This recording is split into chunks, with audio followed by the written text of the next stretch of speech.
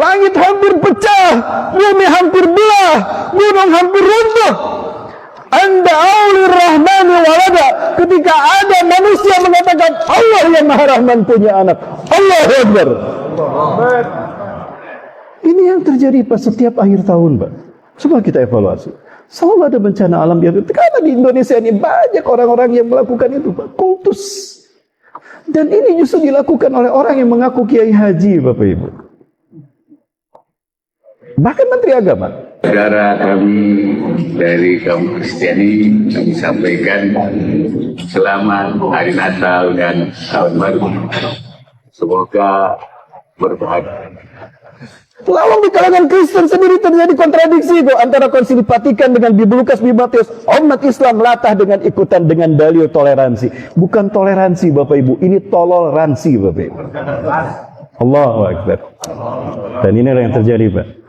Inilah yang terjadi Bapak Ibu.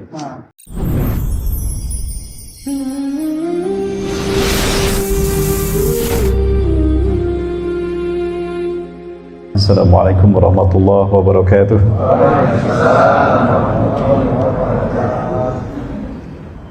Kalau saya hitung yang hadir sepertinya ada 1786 orang.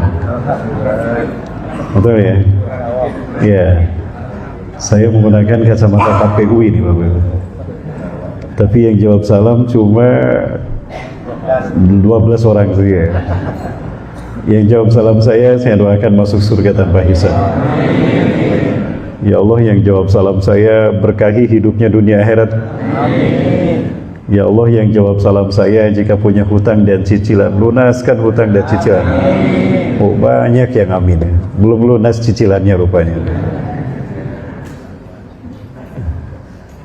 Burung puyuh, burung galan selalu muncul di waktu pagi. Kalau jamaah gak jawab salam, nanti berkahnya hilang lagi. Jika matahari terbit dari barat, itulah tanda besar terjadinya hari kiamat. Jika memang kita umatnya Nabi Muhammad SAW, jawablah salam saya dengan penuh semangat. Assalamualaikum warahmatullahi wabarakatuh.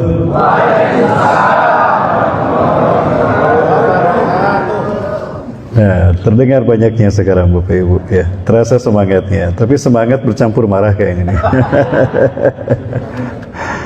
Alhamdulillahilladzi hadana li hadza wa ma kunna linahtadiya laula an hadana Allah. Laqad ja'at rusulu rabbina bil haqqi wa tud'u tilkumul jannah urithumuha bima kuntum ta'malun. Asyhadu an la ilaha illallah wahdahu la syarika lahu wa asyhadu anna Muhammadan abduhu wa rasuluhu alladzi la nabiyya wa la rasula ba'dahu. Allahumma salli wa sallim ala habibina wa nabiyina Muhammad ibn Abdullah wa ala alihi wa sahbihi wa mawalah. Ma syaa Allahu kana wa ma lam yasha lam yakun wa la hawla wa la quwwata illa billah. Qala Allah ta'ala fi kitabihi al-karim bi qawlihi hatani al-muhtadun a'udzu billahi as-samil 'alim minasy syaithanir rajim min hamzihi wa nafthihi wa nafthihi. Hal yanzuruna illa an ta'tiyahumul malaikah أو يأتي ربك أو يأتي بعض آيات ربك يوم يأتي بعض آيات ربك لا ينفع نفسا إيمانها لم تكن آمنت من قبل وكسبت في من خيرا قل انتظروا إنا منتظرون. وقال تعالى في آية أخرى وإذا أردنا أن نهلك قرية أمرنا مترفيها ففسق فيها فحق عليها القول فدمرناها تدميرا.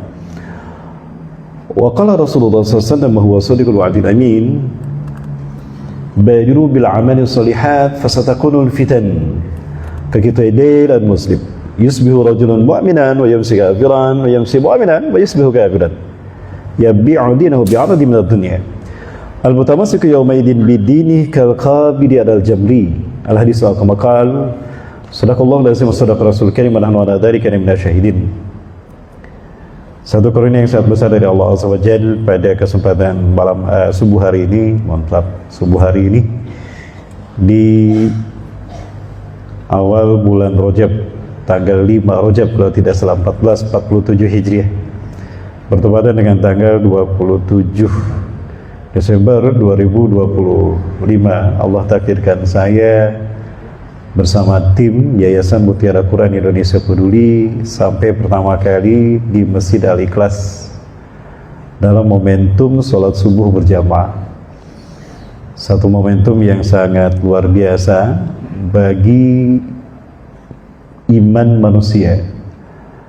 Kenapa demikian? Karena waktu subuh adalah waktu di mana Allah Subhanahu wa taala menyaksikan keimanan hamba-hambanya yang sesungguhnya.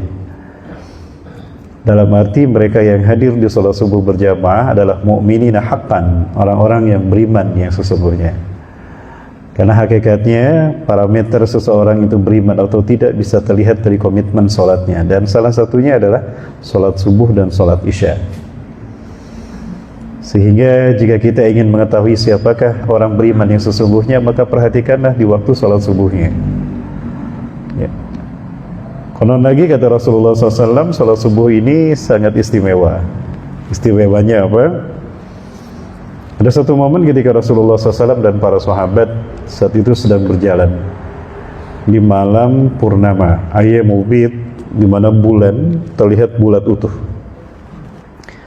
Maka kemudian Rasulullah lama menatap bulan sambil tersenyum.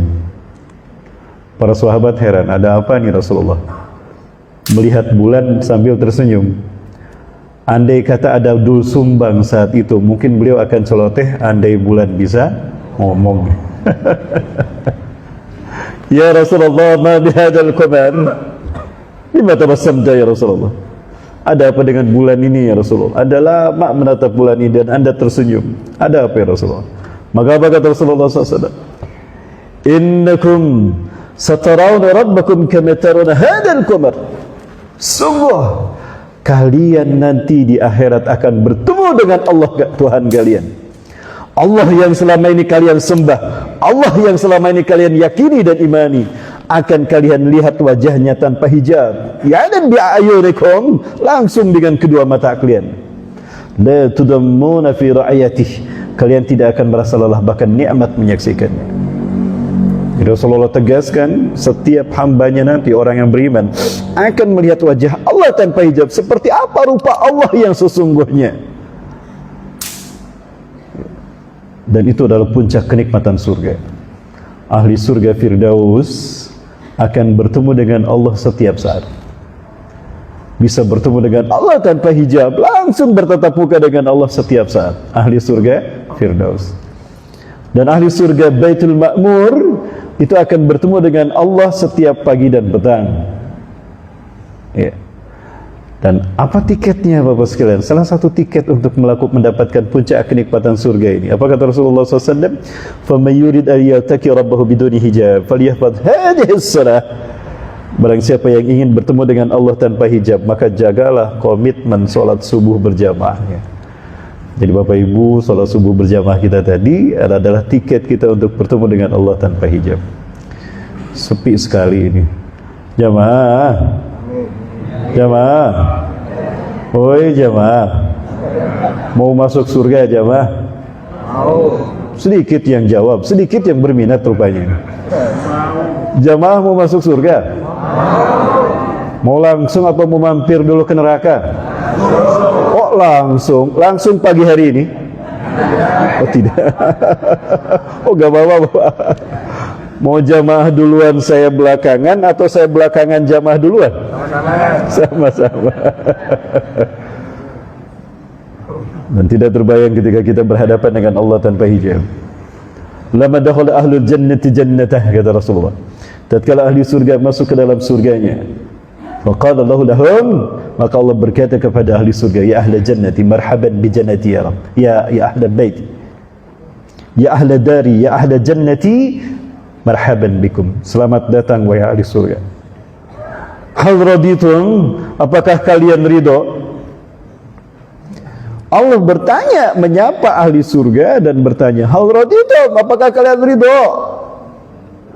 Bagaimana jawaban ahli surga? Ya Rabb, kaifa la narda?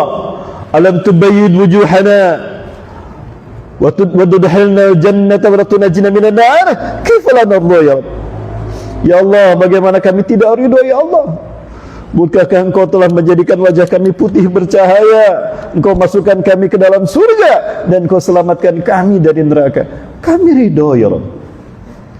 Kalian belum masuk ke dalam surgaku, belum ada apa-apa yang kalian dapatkan dari surgaku ini. Ainal Maidah? Ya, mana hidangan pertama untuk mereka? Hidangan untuk mereka. Maka datanglah para bidadari, dijaga oleh para malaikat. Persis seperti bantuan donasi dari presiden, dari pemerintah yang dikawal TNI dan aparat. Itu yang saya saksikan, Mbak, di Aceh Tamiang kemarin. Kami baru pulang dari sana. Ya. Masya Allah. Takut ada yang ngambil, padahal sudah diambil duluan. Masya Allah. Datang bidadari surga membawa hidangan yang pertama, lalu dimakan. Bapak Ibu, ada yang tahu apa hidangan pertama kali yang akan dimakan oleh ahli surga? Ini pertanyaan Abdullah bin Salam kepada Rasulullah SAW ketika momentum dia masuk Islam. Ayyu ta'ami ya'kuluhu ahlul jannah. Ayyu ta'ami ya'kuluhu awadan ahlul jannah. Makanan apa yang pertama kali dimakan ahli surga? Rasulullah menjawab, faziyadatu kabidil haud. Ya, hati ikan hiu dibikin puding, pakai fla, Pak. Nah itu, Pak. Seperti apa rasanya nanti saya cicip dulu insyaallah. Kalau saya sudah cicip saya kasih tahu Bapak Ibu. Puding hati ikan hiu, Pak, pakai fla aja, Masya Allah. Faziyadatu kabidil haud, itu hidangan pertama. Hal kaifa? Hal talazatum? Bagaimana? Nikmat tidak, lezat tidak? Ya Rabb, belum pernah kami merasakan makanan dan hidangan seindah ini, senikmat ini. Wah, surga. Dihidang lagi, ditanya lagi, dihidangkan lagi, tanya lagi sampai habis semua kenikmatan surga. Hal talazatum? Apakah kalian merasa lezat? Ahli surga tidak bisa menjawab, hanya berkata subhanallah walhamdulillah wa la ilaha illallah akbar. Maka kata Allah Azza wa Jalla, sekarang aku berikan pada kalian puncak kenikmatan surga. Tidak ada lagi kenikmatan yang lebih nikmat daripada ini.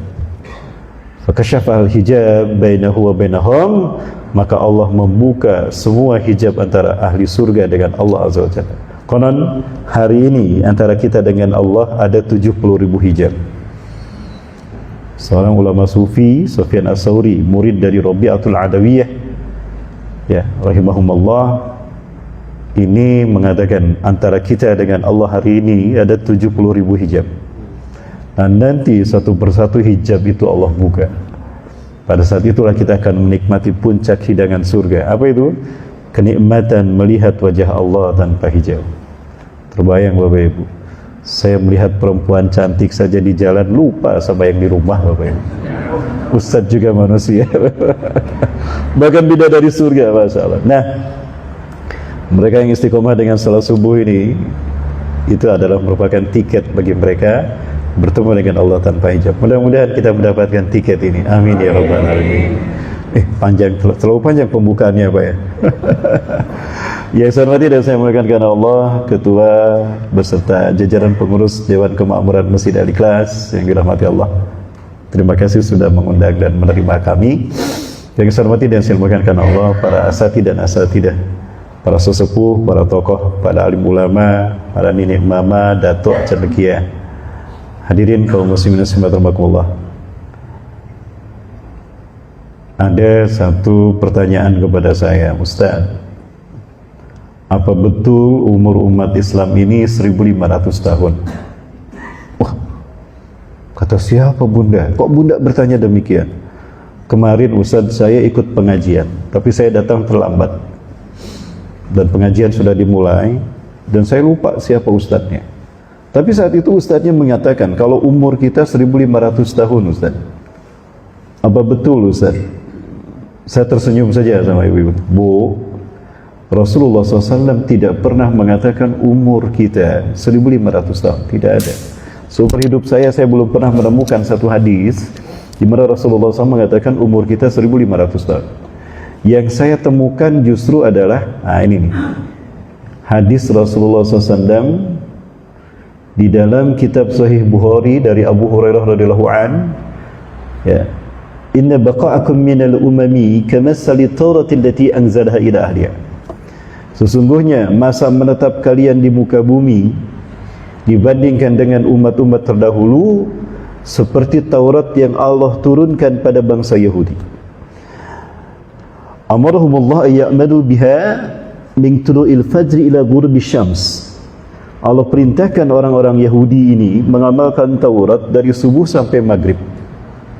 Falamma tasafan nahar, tatkala sampai pada waktu zuhur, tatkala orang-orang Yahudi ini sampai waktu zuhur, ajazu biha, lemah mereka, habis tenaga mereka. Lalu mereka mengembalikan urusan ini kepada Allah Azza wa Jalla.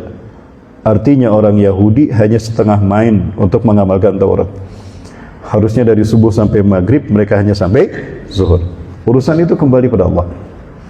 Kemudian Allah Azza wa Jalla melanjutkan tugas tadi. Allah perintahkan pada kepada kaum Nasara dalam bentuk Injil. Allah perintahkan orang Nasrani mengamalkan min az-zuhri ila ghurubi syams, dari zuhur sampai terbenam matahari. Ya. Tapi mereka habis tenaga di waktu asar, maka mereka mengembalikan urusan Injil ini kepada Allah, setengah main pula. Maka perintah ini kemudian Allah teruskan pada umat Islam dalam bentuk Quran, dan Allah perintahkan umat Islam mengamalkan Quran dari asar sampai maghrib. Fayakmilunaha, maka umat Islam menyempurnakan urusan ini. Umat Islam sempurna mengamalkan Al-Quran dari asar sampai maghrib, karena umurnya cuma asar sampai maghrib. Maka Allah berikan kepada orang Islam, umat Islam, qiraatain, 2 qiraat. Wa yu'tihimullah li ahlil kitab imma yahudi wa imma nasara qiraatan wahidah. Dan Allah berikan pada orang Yahudi dan Nasrani hanya 1 qiraat saja. Protes tuh Yahudi dan Nasrani, ya Rabb, lima ajruna nisfan min ajrihim, kenapa pahala kami setengah dari pahala orang-orang Islam? Afala nahnu aktsaru umuran wa amalan, bukankah kami panjang umur dan banyak amal? Kok kami cuma 1 qiraat sementara kau berikan umat Islam 2 qiraat? Zalamtukum, apakah aku zalim pada kalian? Ahunaka adil minni, apakah ada yang lebih adil daripada aku? Orang Yahudi ini, Bapak Ibu, saya gambarkan seperti ini. Orang-orang Yahudi Allah perintahkan mengamalkan Taurat dari subuh sampai maghrib. Mereka hanya sampai asar, itu setengah main. Allah kasih 1 qiraat. Andai mereka sempurna sampai maghrib, Allah kasih 2 qiraat. Orang Nasrani pun sama. Harusnya mereka mengamalkan Injil dari zuhur sampai maghrib. Mereka hanya sampai asar, setengah main. Allah kasih 1 qiraat. Umat Islam sempurna mengamalkan Quran, Allah kasih 2 qiraat. Andai umat Islam setengah pun, Allah kasih setengah qiraat. 1 qiraat saja. Rasulullah menjelaskan, masalu qiraatin wahidatin kamasali Uhudin. Perumpamaan 1 qiraat itu sama dengan 1 bongkahan gunung Uhud, kata Rasulullah. Subhanallah. Jadi kalau kita hektar, nanti di surga itu qiraat. Kamu punya berapa qiraat kapling kamu di surga? Saya punya 1,6 juta hektar qiraat. Itu yang kelapa sawit ya, lupa saya. 1,64 juta hektar, lupa, keceletot Pak. Ya, hutan belantara, hutan tropis berubah menjadi hutan sawit Pak. Setiap kami terbang sebelum sampai ke Kuala Namu landing tuh Pak, terlihat tuh kelapa sawit, insyaallah. Dan bagaimana hancurnya tanah-tanah Aceh, Sumatera. Sebulan sebelum kejadian, kami berada di Batang Toru, Baruga, Goyolues, Banda Aceh sampai ke Sabang Pak. Semua wilayah yang saya kunjungi safari dakwah itu sebulan berikutnya habis tuh, insyaallah, termasuk ke Yolwas. Kalau ke Ketakengon, kami biasa ke Masjid Al-Munawarah. Kami melepas lelah kami di Masjid Al-Munawarah, masjid yang depannya itu langsung sungai yang jernih, airnya deras mengalir, jernih luar biasa. Air bisa disentuh dengan tangan. Anak saya yang bungsu itu saya bawa, senang sekali melihat air. Sekarang hilang keindahannya Pak, di Yolwas tuh Pak. Allahu Akbar. Rakusnya para penguasa dan para pengusaha di negara ini. Nah, dari sinilah Rasulullah SAW menjelaskan pada kita tentang umur kita. Yajtami'ul ulama al-muakhirun, ya, di anna umra al-yahud la aksar min 600 sana. Amin tis'ah, tidak lebih dari 100 tahun. Tis'umiyah, 900 tahun. Kurang lebih. Orang umur umat Nasrani dihitung dari Allah mengutus Nabi SAW dengan Injil diturunkan pada beliau sampai Allah berhentikan keberlakuan Injil hingga menjelang masa fatrah. Dan itu dihitung para ulama ahli tarikh, contohnya Dr. Amin Muhammad Jamaluddin dari Kairo, sudah ada terjemahnya. umur umat Islam, Umrul Ummah, itu judul kitab beliau. Itu dikatakan 500 tahun. Nah, antara keberlakuan, habisnya keberlakuan Injil sampai Rasulullah diutus, Allah ciptakan, Allah jadikan masa fatrah. Wa hadhihi ziyadah la aksar min mi'ati sana. Ziyadah masa fatrah ini tidak boleh lebih dari 100 tahun.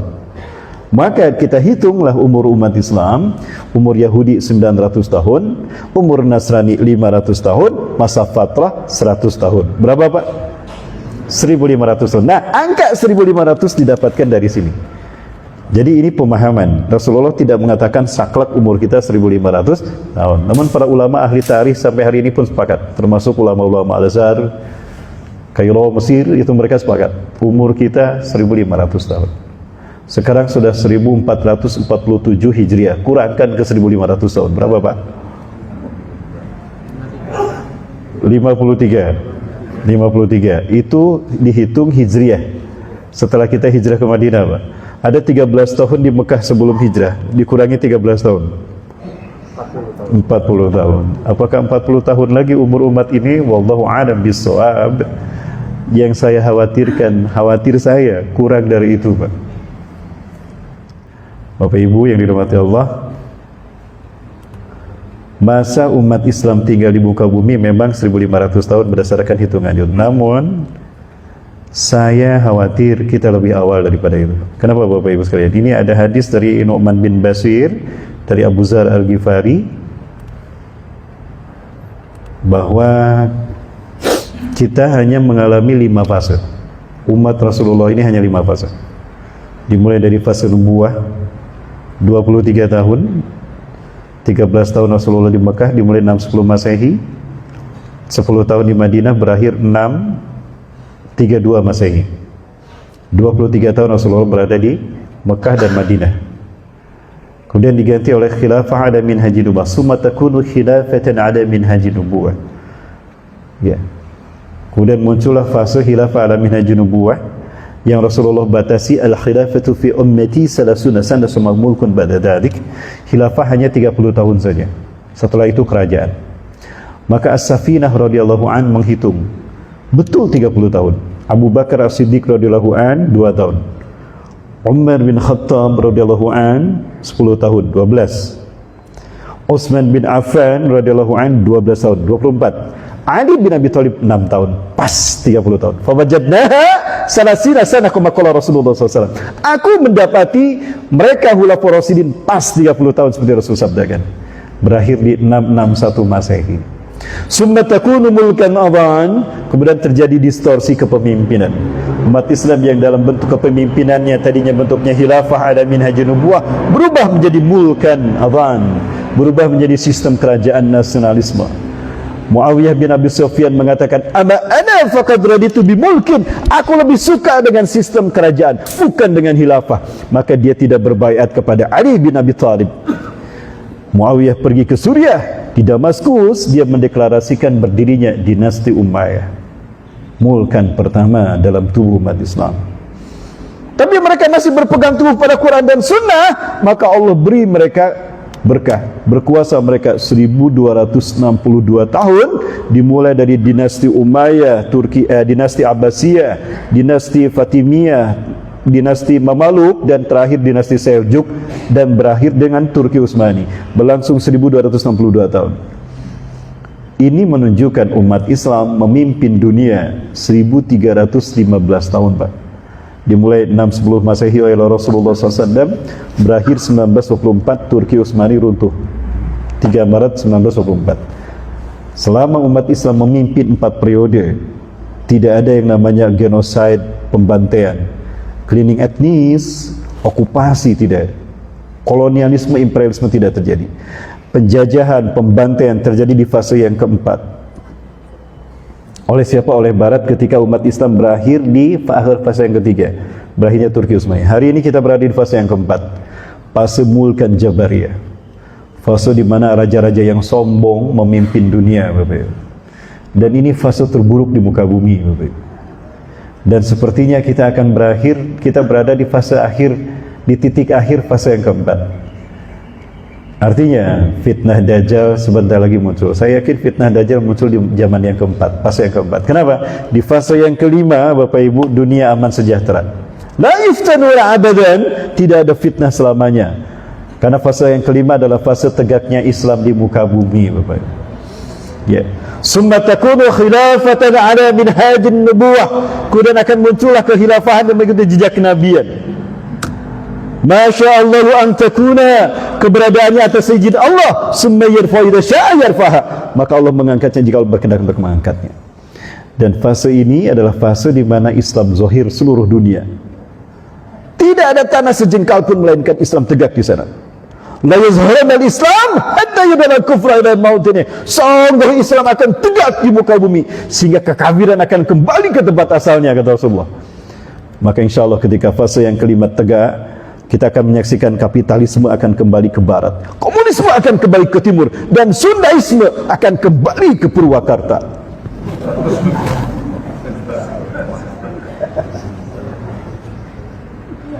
Aman? Aman, Pak? Saya 12 jam dari Bandung sampai ke Jawa Timur ini. Ya, kami bawa mobil khusus. Bapak Ibu yang Subhanahu wa taala. Jadi Sunda itu sesungguhnya berarti dari api agung yang abadi, yaitu matahari. Baik, Bapak Ibu dan Subhanahu wa taala, ketika kita salat kita selalu membaca ihdinas siratal mustaqim, betul? Berapa kali paling tidak kita minimalnya kita membaca kalimat ihdinas siratal mustaqim paling tidak 17 kali minimal. Pertanyaan saya, sudahkah kita memahami apa arti siratal mustaqim itu, Bapak Ibu?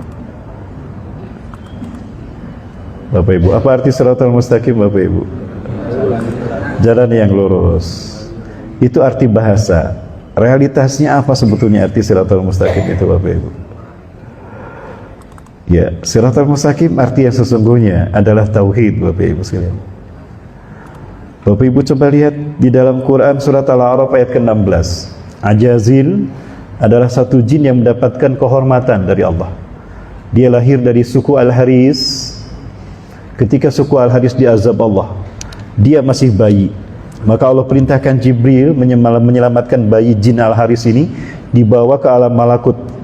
Allah memberi nama dia Azazil, bagus namanya Azazil. Azayu'izan, mulia Eli Allah. Azazil yang Allah muliakan, bagus namanya Ustaz. Azazil yang Allah muliakan. Boleh jadi nama anak saya? Jangan, itu nama iblis. Allah perintahkan Jibril memelihara Ajazil, anak jin dari suku Al-Haris, di alam malakut. La ya'sullaha ma dama hayatim wa la tarfata'in, tidak pernah maksiat kepada Allah walaupun sebiji mata pun. Dahsyat, hebat takwanya Ajazil. Malaikat kalah iman Islamnya, Jibril pun hampir kalah iman Islamnya.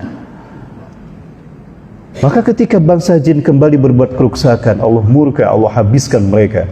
Kali ini hukuman dipimpin oleh Ajazil, tidak lagi oleh Jibril. Maka Ajazil memimpin pasukan malaikat menghukum bangsanya sendiri. Habislah bangsa jin, hanya sedikit yang disisakan.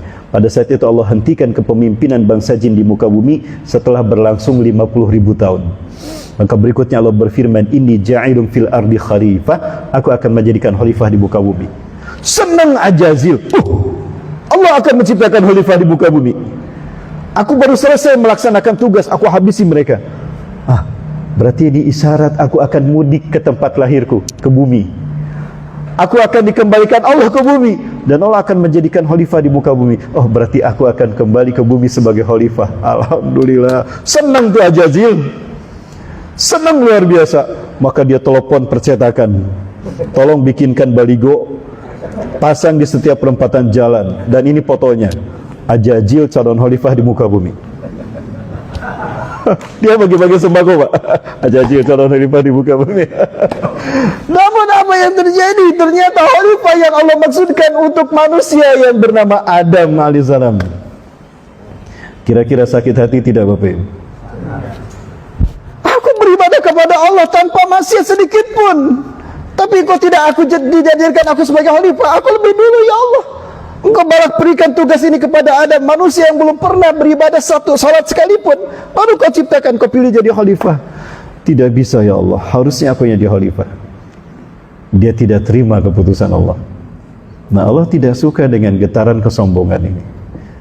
Maka Allah uji dia. Ketika dia ada di tengah-tengah malaikat, Allah perintahkan malaikat sujud kepada Nabi Adam, dia tidak mau sujud.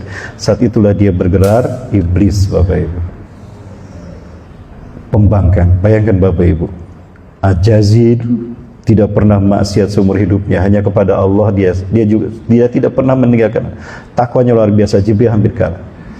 Bapak Ibu, kepada Allah dia masih sujud. Dia menolak sujud kepada Nabi Adam, disebut iblis pembangkang. Kepada Allah masih sujud. Dia menolak sujud aja pada Nabi Adam. Lah, hari ini yang menolak sujud kepada Allah disebut apa? Mbahe iblis, Bapak. Mbahe iblis. Bapak Ibu, dia terima hukuman Allah. Apa kata-kata dia? Qala fa bima aghwaytani la aqudanna lahum siratal mustaqim. Qala, iblis berkata, karena engkau telah, Bapak Ibu coba lihat terjemahan ini. Kalimat-kalimat yang saya garis bawahi ini, Bapak Ibu diartikan merinding saya. Ya. Iblis menjawab, karena engkau telah menyesatkan aku. Engkau yang dimaksudkan di sana siapa?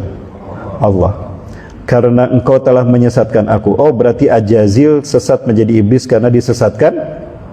Definisi pemahamannya itu kan kesimpulannya. Jadi Allah yang menyesatkan. Ini definisi yang salah, Bapak Ibu, yang sesat.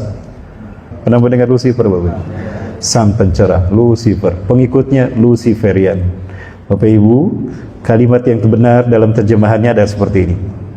Dulu terjemahan Qur'annya seperti ini. Begitu ada peraturan baru berubah menjadi yang tadi, yang salah. Karena engkau telah menghukum aku tersesat. Sungguh aku akan menghalangi mereka dari siratal mustaqim. Bapak Ibu, siratal mustaqim arti bahasanya memang jalan yang lurus. Tapi realitasnya siratal mustaqim adalah tauhid. Coba buka dalam surat Ali Imran ayat 51. Innallaha rabbi wa rabbukum fa'buduh, hadza siratun mustaqim. Sesungguhnya Allah adalah Tuhanku dan Tuhan kalian, sembahlah Dia. Inilah siratal mustaqim itu. Maryam ayat 36. Wa anna allaha rabbi wa rabbukum fa'buduh, hadza siratun mustaqim. Itu kata Nabi sallallahu alaihi wasallam. Dalam Yasin 6061, Az-Zuhruf 64 sama. Innallaha rabbi wa rabbukum fa'buduh, hadza siratal mustaqim.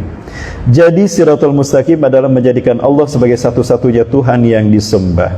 Berarti apa maksud kata-kata Ajazil? Karena engkau telah menghukum aku tersesat, akan aku halangi mereka dari siratal mustaqim. Artinya akan ada sosok lain yang disembah selain engkau, ya Allah. Sepakat Bapak Ibu? Itu maksud si Ajazil ketika dia mengatakan ini. Lalu siapakah sosok lain yang disembah selain Allah? Bapak Ibu, Ajazil adalah bangsa jin. Allah ciptakan dari apa?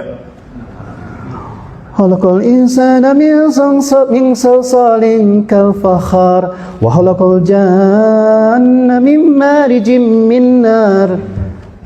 Min marij min nar. Allah ciptakan bangsa jin dari api. Benda langit terdekat ke bumi yang unsur terbesarnya api apa? Matahari. Bapak Ibu, sosok yang disembah selain Allah yang dia katakan adalah Dia sendiri yang muncul sebagai Dewa Matahari. Dan Dewa Matahari semuanya lahir 25 Desember. Mulai dari Namrus di Babilonia lahir 25 Desember. Ahura Mazda di Persia lahir Dewa Matahari sebagai Dewa Matahari di bulan Desember, 25 Desember, dari perawan Isis Mary. Di Yunani ada Helios, Dewa Matahari, lahir 25 Desember dari Isis Mary juga. Di Italia ada Dewa Mitra, Dewa Matahari, ya, lahir 25 Desember dari seorang perawan Mary. Di Jepang ada Amaterasu, Dewi Matahari, lahir dari mata kiri Izanagi, 25 Desember. Di suku Aztec Meksiko menyembah Dewa Viracocha, suku Inca menyembah Dewa Inti di Peru, dan suku Maya Amerika Selatan menyembah Kukulcan. Semuanya Dewa Matahari dan semuanya lahir di tanggal 25 Desember.